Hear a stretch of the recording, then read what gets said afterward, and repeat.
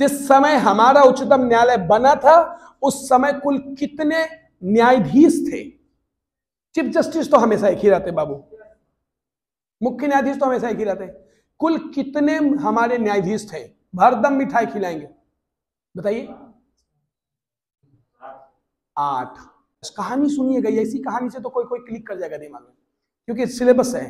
तो ढाते विश्वास में लक्ष्मी जो होती हैं वो उसके गांव में एक बार बहुत जोर का बाढ़ आता है, और उस बाढ़ के कारण क्या होता है ना, उसके बच्चे दह जाते हैं, उसके बकरियां दह जाते हैं, और उसको पकड़ने के कारण लक्ष्मी एक तो घर जाता ही है, पति की कमाई नहीं हो रही है, और बाढ़ आने से पूरा घर चला जाता है, तो विश्वास पूरी तरीके से ढह जाता है। तो ढहते विश्वास में मुख्य पात्र परिचय के रूप में होते हैं 2 ही व्यक्ति होते हैं बाबू, एक तो लक्ष्मण होते हैं जो लक्ष्मी के पति होते हैं, और एक दूसरा लक्ष्मी होते हैं। तो ये क्या ढहते विश्वास में लक्ष्मण कौन था? अमीर आदमी होगा? नहीं होगा, अमीर आदमी नहीं होगा। जमींदार होगा? नहीं होगा। प्रमुख पात्र परिचय रह सकता है, एक देवता था क्या? नहीं। सूखी नदी का पुल, सूखी नदी का पुल एक चैप्टर है, पाठ किसकी कहानी का वर्णन है? तो ये किसकी कहानी का? परिवार का, नदी का नहीं। तो सूखी नदी, जो नदी सूख गई है उस पर पुल बांधना, ये सामाजिक ताने बाने का संकेत। मंगू की माँ अस्पताल के लिए किसको उपमा देता है? तो कारागार के लिए। उसको लगता है कि अस्पताल में जाने के बाद मेरे जो बच्चे हैं ना उसका लालन पालन ठीक से होगा नहीं, मेरा बच्चा एकदम कैद हो जाएगा, इसलिए मंगू की माँ ना अस्पताल की उपमा दिया किसे? कारागार से। पूछ रहा है ना कि हमको कौन सा रिलेटिव एडवर्ब है, इसमें से पूछ रहा है कौन सा रिलेटिव एडवर्ब है। इन द ऑप्शन, मतलब इस ऑप्शन में से, in the option 4 sentences have been given below, you have to identify the option in which in the relative adverb, adverb का यूज किया है। तो I can hardly believe it, इसमें कोई भी एडवर्ब, एडवर्ब किसको बोलते हैं? रिलेट किया है, तो where is the relative adverb. नीचे दिए गए प्रश्न में हिंदी वाक्य का सही अंग्रेजी में रूपांतर करें।